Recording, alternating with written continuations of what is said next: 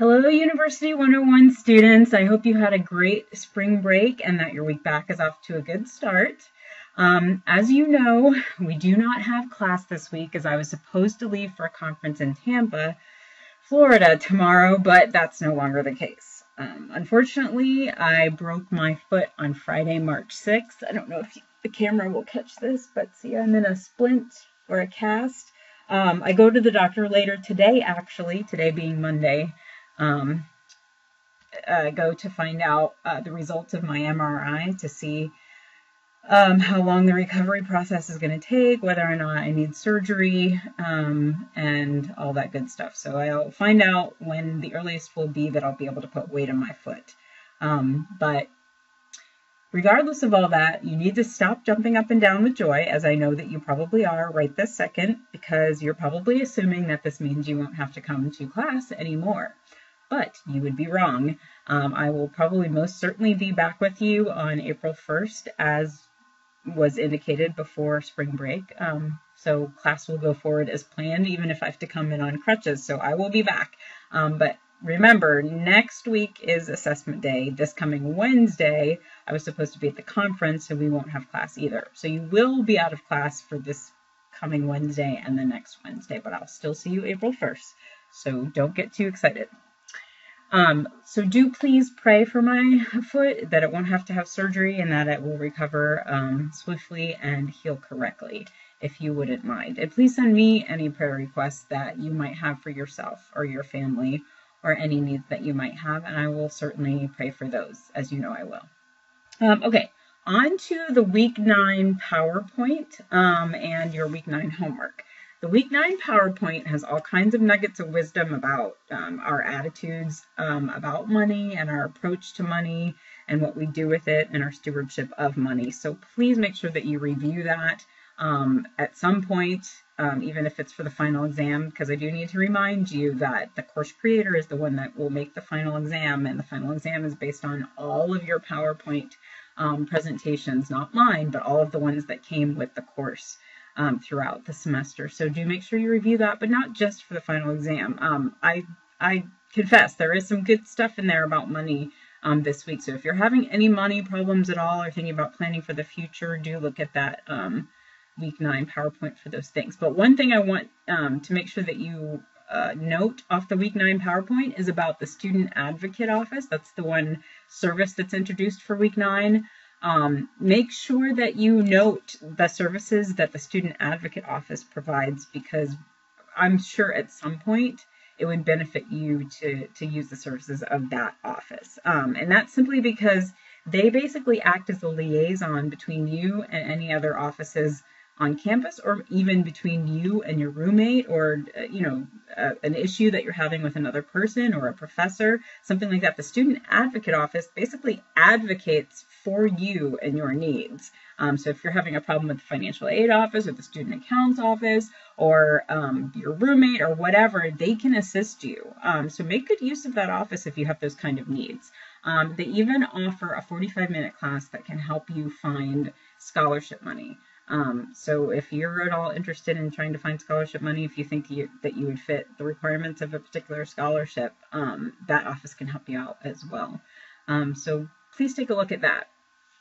The next section of this video will be me telling you about the Week 9 assignment that goes along with the research questions and the search terms that you submitted from last time. So we're moving on to the second part of our info literacy project there. So I'm going to switch to showing you my screen and talking a little bit about that assignment, and then I will be back on at the end to talk a little bit about how you will get counted for your class attendance this week and next week. So make sure that you watch that as well. Okay, I will be right back. Okay, class, so for your Week 8 assignment, and hopefully you've already submitted this by the time you're watching this video, you had to fill in what's in front of you here on the screen right now. You had to fill in your general goal, your career goal, which could be becoming a youth pastor, and then your narrow goal, becoming a youth pastor to high schoolers in the inner city of X town, okay, so something really specific. So the goal is to get you from something general to something specific. And then your research question you should have submitted should have been something very specific, some problem or concern or something about salary or health or, psychological issues or anything that you might face in that really specific chosen narrow career goal. And then you were supposed to include 5 keywords or search terms that would help you research that particular problem, issue, concern that you really narrowed everything down to. So remember, the whole point is to get you to the point where you're going to write a 3.5 to 4 page paper on this research paper with 3 sources on this topic. All right, so that's what you should have submitted last week. So I just thought I'd review that very quickly to so that you know the place of the week 9 homework. So the week 9 homework, as shown here on the screen, is for you to find the 3 credible sources that you will use to research your research question, to find the answers to that question that you've asked.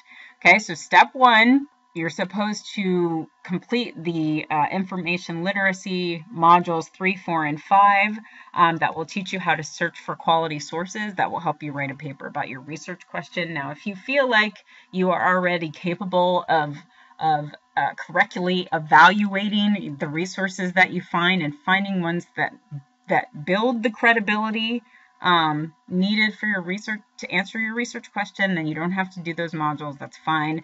But you do need to know how to be able to find sources that you can rely on to give you accurate answers. So somebody with credibility in the field that you're going into. So someone with credentials, not just something that someone just posted out there online, okay? Otherwise, you're going to lose lots of points in your paper if you don't use really good sources to answer these questions. So that's what I wanted to make sure that you're very clear on. So step 2 asks you to decide how you will cite the sources in your paper in the next couple weeks. Says, remember, you need to cite the sources within the text of your paper and at the end of your paper on a works cited page if you're using MLA, or it's titled a references page if you're using APA. So you've got to choose which format style that you're using as well. Okay, so the steps for this assignment is that you need to take a quote from each of your 3 sources and pretend that you are now writing a paper. How would you introduce the author or organization of the source that you're taking that material from? Okay, so you're going to write down the 3 quotes, and then you're going to do a lead into the quote and then a follow-up to the quote. Okay, and then how would you list your 3 sources on a works cited page if you're using MLA, or on a references page if you're using APA? Okay, so you're going to take 3 quotes from 1 quote from each source, and you're also going to create your works cited page or your reference page for those 3 sources. Okay, so what's due next time is you're going to put those things into a Microsoft Word document and then submit the document to Blackboard. So notice what this should include. Part A, 3 quotes, 1 from each of your quality sources. Each quote should have an introduction which gives or establishes some context for the information, and then it gives you an example. The example says, Ben Watson, in his book, The Earth Today, has pointed out that 12 million people each day suffer from headaches, or whatever it is, whatever quote that you've pulled out that helps you answer the question or the issue that you're researching. Okay, you've got to give some little introduction like that in front of the quote that you pull out. And then you've got to give, in parentheses, if you're using APA, you've got to give the year of publication and a page number if the source has page number. If you're using MLA, you need to give author and the page number. You don't need to give the year. All right. The last part, Part B, your 3 sources should then be put into a format required in an MLA works cited page or an APA reference page. Right, so Part A is the 3 quotes with some sort of lead-in or introduction, and then maybe some sort of follow-up is how it fits into your point. If you want to include that, you don't have to. And then your references page or your MLA page. then you'll save that all in one Word document and then upload it to the Blackboard page. So on Blackboard, you'll click here for week 9. So click in your week 9 folder, click on the blue link, which is the assignment submission link to submit it. You'll scroll down, make sure that you browse your computer, click on a file, attach it, upload it, and then submit the assignment. And see here, you can also view the rubric to see what it's going to be graded on. And it's very basic. Again, these rubrics aren't really complicated. So you need 3 source quotes, 1 from each source, and then you need 3 citations on the references page or works cited page that you're creating. Okay, I hope that makes sense. Please email me if you have any questions, but make sure you email me anyway, the 3 things that I'm going to tell you about in the next segment. Okay, now that you know what to do for the week 9 assignment, let me close by telling you what you need to do to get credit for attending class this week. So what you need to do is send me an email that has one thing I mentioned in the first couple minutes of the video about me, one thing I mentioned about the week 9 homework assignment, and one thing I mentioned about the student advocate office. So these have to all be things that I specifically said in this video. So that lets me know that you watched the video or you at least talked to somebody about it. But make sure that you send me an email to my email address that has those 3 things in it. One thing I mentioned from the beginning of the video about me, one thing I mentioned about the student advocate office, and then one thing I mentioned about the week 9 homework, things that I specifically said.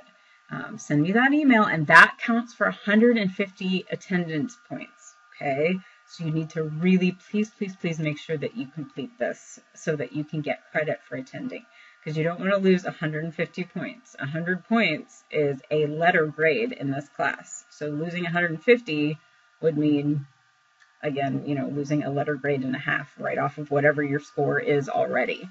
So please send me that email so I know that you watched the video and that you paid attention. All right. Thank you again for your attention. Please pray for my foot, and I will be praying for you as well at this very busy time of year and everything that's going on in your lives. I miss being with you. I know you probably wouldn't say the same just because being out of class is great. I understand that. That's cool. But I do miss you. I love you. And I say that, obviously as your teacher and hopefully as a friend too after class ends. So I will talk to you next week. Bye-bye.